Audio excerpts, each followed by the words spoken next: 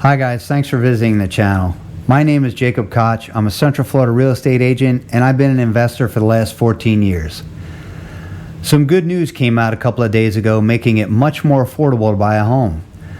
The Federal Reserve announced it would be lowering its key interest rate by 50 basis points, citing recent indicators suggest that economic activity has continued to expand at a solid pace.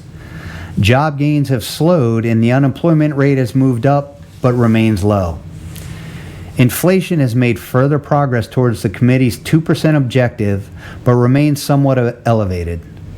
The committee has gained greater confidence that inflation is moving sustainably towards 2% and judges that the risks to achieving its employment and inflation goals are roughly in balance. So why should you care? Well, interest rates for credit cards, car loans, and mortgages are loosely tied to the Federal Reserve's key interest rate, and typically mortgages follow the trajectory of the Federal Reserve policy. When they move interest rates up, your borrowing costs go up, and when they move interest rates down, your borrowing costs go down. The key rate, or Fed funds rate, is currently in the 4.75 to 5% range after the 50 basis point cut.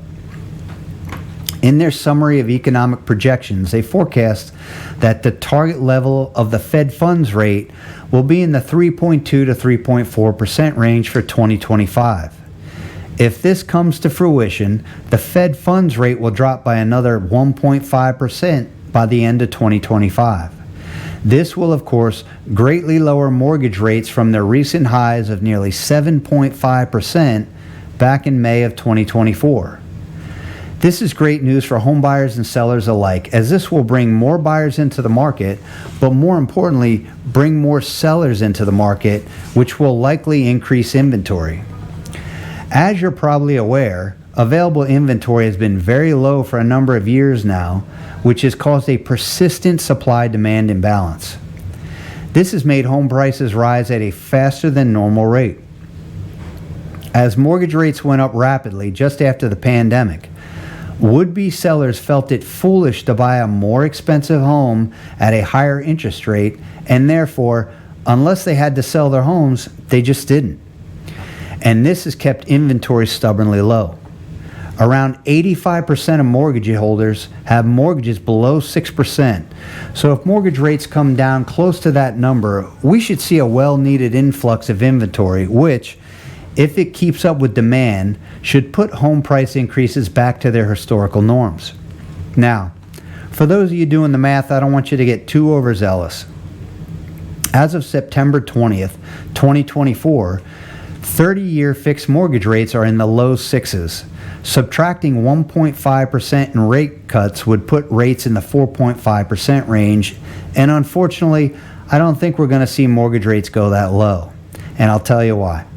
With the exception of the last few years, the 30-year fixed mortgage rate was loosely tied to the 10-year Treasury note with a spread.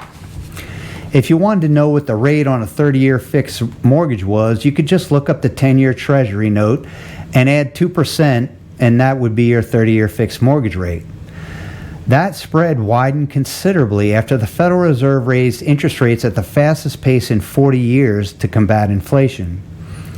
Without getting too deep into what that can do to a bank's balance sheet, it caused them to shy away from mortgage lending, tighten lending standards, and charge more for the risk. This being the case, the spread has now increased to around 2.5% above the 10-year Treasury.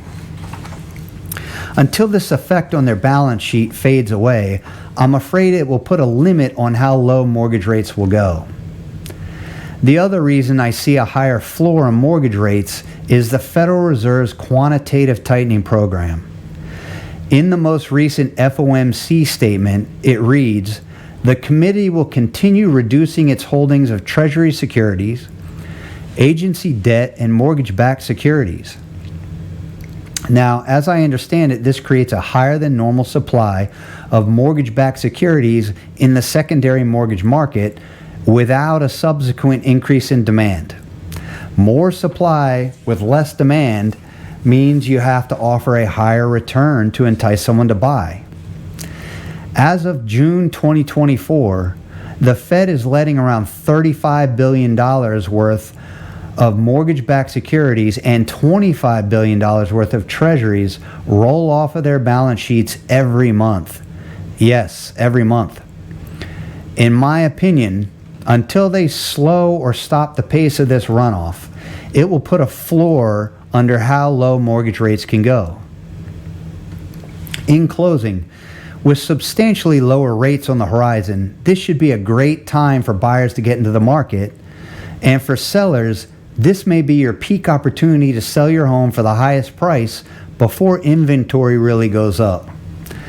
So, if you got any value out of this video, please like and subscribe, as it really helps. And if you're thinking about buying or selling in the Central Florida area and would like some help navigating the market, feel free to reach out. Thank you again for watching, and have a blessed day.